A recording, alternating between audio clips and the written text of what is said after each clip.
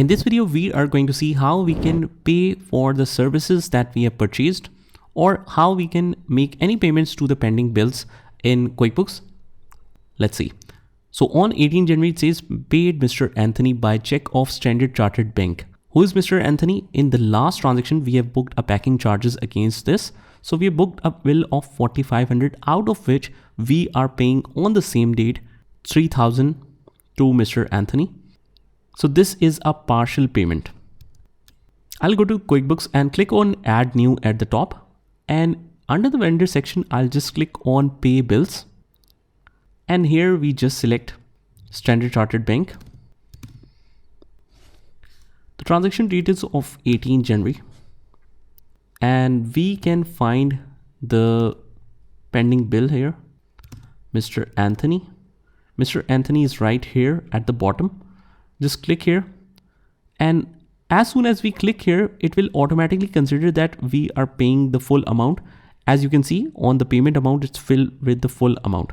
So I need to change this. I'll just change it to 3,000 and it will highlight this as partial payment.